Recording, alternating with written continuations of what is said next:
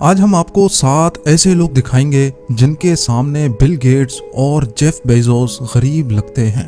یہ تو ہم سب جانتے ہیں کہ دنیا کے 2 سب سے زیادہ امیر ترین انسان ہیں بل گیٹس اور جیف بیزوس، لیکن یہ تو وہ لوگ ہیں جنہوں نے اپنے ایسیٹس دنیا کے سامنے ڈکلیئر کر رکھے ہیں، اور ان لوگوں کا کیا ہوگا جو اپنے ایسیٹس کسی بھی صورت میں دنیا کے سامنے شو نہیں کر سکتے۔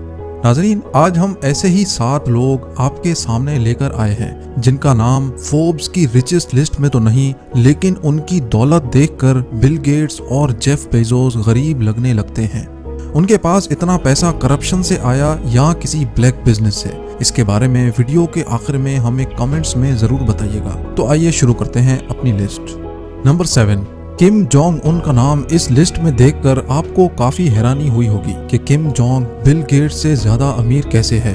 بے شک نارتھ کوریا ایک غریب ملک ہے، لیکن ان کا leader Kim Jong super rich انسان ہے۔ شاید ہی کوئی ایسی چیز نارتھ کوریا میں ہوگی جو کم جونگ اور ان کی فیملی اون نہیں کرتی۔ ان کے ایسیٹس کی کل مالیت $170 بلین ہے، جو تقریباً 12,750 ارب روپے بنتے ہیں۔ کم جونگ کے اپنے ذاتی ایسیٹس میں شامل ہیں اسکی resort, airports, private yachts, mansions, golf courses, private jets اور پتہ نہیں کیا کیا، اور یہ سب انہوں نے نارتھ کوریا کے پیسوں سے ہی خریدے ہیں۔ لیکن یہ فوربس کی ریچسٹ لسٹ میں اس وجہ سے شامل نہیں کیونکہ ایکسپرٹس کے مطابق نارتھ کوریا کا زیادہ تر پیسہ بلیک مارکیٹ پہ ڈیپینڈ کرتا ہے، اور اسی وجہ سے کم جونگ نے اپنے ایسیٹس ڈکلیئر نہیں کیے۔ نمبر 6، معمر غدافی کا تخت الٹانے سے پہلے یہ لیبیا کے بہت برے لیڈر مانے جاتے تھے۔ ایسا مانا جاتا ہے کہ ان کا پیسہ صرف اور صرف کرپشن سے بنایا گیا تھا، اور اس پیسے کی تعداد اتنی زیادہ تھی کہ انہوں نے بل گیٹس اور جیف بیزوس کو بھی کافی پیچھے چھوڑ دیا تھا۔ غدافی کو ان کی عالی شان حویلیوں، یارڈز اور گولڈن گنز سے پہچانا جاتا تھا۔ غدافی کی دولت کی کل مالیت $180 بلین تھی، اور وہ بھی 2011 میں، جو تقریباً 12,800 ارب روپے بنتے ہیں۔ غدافی کے لیے اتنا پیسہ کمانا کوئی مشکل نہیں تھا، کیونکہ وہ اپنی حکومت میں سارے معاملات خود دیکھتے تھے، اور جو کوئی ان کے راستے میں آتا تھا اس کو ہٹا دیا جاتا تھا۔ یہ سارا پیسہ اپنے ملک سے لیتے تھے اور اس کو یا تو اپنے سیکرٹ بینک اکاؤنٹس میں رکھتے تھے یا پھر دنیا بھر میں مختلف انویسٹمنٹس کرتے تھے۔ صرف اسی وجہ سے ان کا نام کبھی بھی فوربس کی ریچسٹ لسٹ میں شامل نہ ہو سکا۔ Number 5، house of Sauds. سعودی عرب کے شاہی خاندان ہاؤس آف سعودس کو کون نہیں جانتا؟ یہ خاندان دنیا کا سب سے زیادہ امیر ترین خاندان ہے۔ جی ہاں، یہ خاندان برطانیہ کے شاہی خاندان سے بھی زیادہ امیر ہے، لیکن ان کو یہ بات بہت خراب لگتی ہے جب دنیا ان کے پیسوں کے بارے میں بات چیت کرتی ہے۔ اس میں کوئی شک نہیں کہ سعودی خاندان کا سارا پیسہ آئل اور گیس کو بیچ کر کمایا گیا ہے۔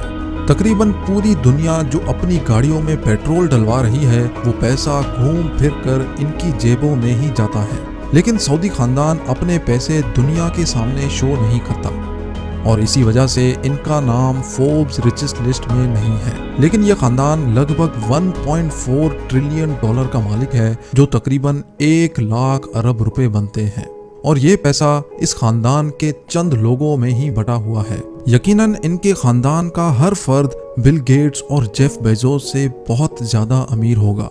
اگلا نمبر ہے بشار الاسد کا۔ یہ ایک بہت ہی کنٹروورشل پولیٹیشین ہے اور سیرین آرمی کے کمانڈر بھی۔ ایکسپرٹ سورسز کے مطابق ان کی دولت کی کل مالیت $122 بلین ہے، جو تقریباً 9,15,000 کروڑ روپے بنتے ہیں، اور ظاہر ہے یہ پیسہ انہوں نے دنیا بھر کے مختلف سیکرٹ بینک اکاؤنٹس میں رکھا ہے، تو ان کا نام بھی اسی وجہ سے فوربس ریچسٹ لسٹ میں شامل نہیں ہو سکا۔ اگلی باری ہے پابلو ایسکوبار کی۔ اگر آپ نے ہماری پابلو ایسکوبار والی ویڈیو دیکھی ہے تو آپ کو اس شخص کے بارے میں ضرور پتا ہوگا۔ یہ دنیا کا سب سے بڑا ڈرگ نیٹ ورک چلاتا تھا، اور کسی زمانے میں یہ دنیا کا سب سے زیادہ امیر ترین شخص مانا جاتا تھا۔ اب کیونکہ ایسکوبار کا کام ہی ڈرگ ریلیٹڈ تھا، تو یہ فوربس کی ریچسٹ لسٹ میں شامل بھی نہ ہو سکا۔ ایسکوبار کا اپنا ایک آئی لینڈ تھا جس پہ اس کے اپنے ذاتی پلینز، بوٹس اور عالی شان محل تھے، حتیٰ کہ پابلو ایسکوبار کا اپنا پرائیویٹ ایئرپورٹ بھی تھا۔ پابلو ایسکوبار کا ہر مہینے کا 2 لاکھ روپے کا صرف ربڑ بینڈ کا خرچہ تھا، جو اس کے پیسوں پر لگانے کے استعمال میں آتے تھے۔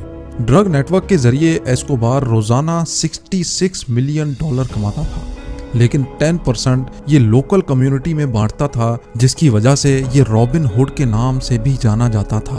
एक सर्दी की रात में एस्कोबार ने $2 मिलियन को सिर्फ इस वजह से आग लगा दी क्योंकि इसकी बेटी को सर्दी लग रही थी।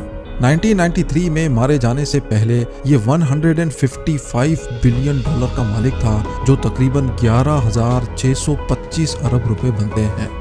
अब बारी है हुस्नी मुबारक की। गद्दाफी की तरह हुस्नी मुबारक भी एक ऐसा डिक्टेटर था जिन्होंने दिल खोल कर पैसा लूटा, वो भी करप्शन के जरिए।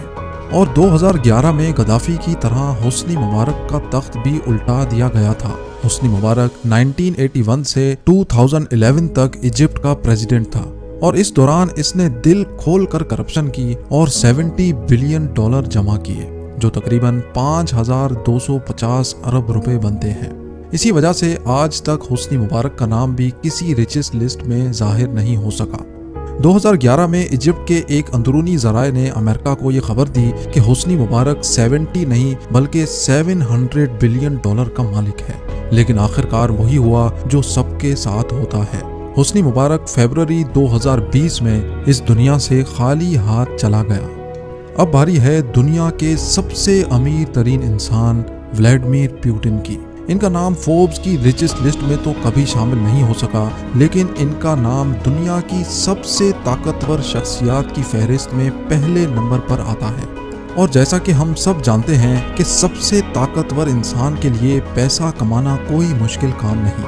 बेशक बिल गेट्स $100 बिलियन का मालिक है, लेकिन व्लादिमीर पुतिन $200 बिलियन का मालिक है, जो तकरीबन 15,000 अरब रुपए बनते हैं। जबकि पुतिन हमेशा इस बात से इत्तेफाक नहीं करते कि इनके पास इतना पैसा मौजूद है, लेकिन ये बात न्यूज़ में ऑलरेडी लीक हो चुकी है कि पुतिन के पैसे पनामा के सीक्रेट बैंक अकाउंट्स में छुपे हुए हैं।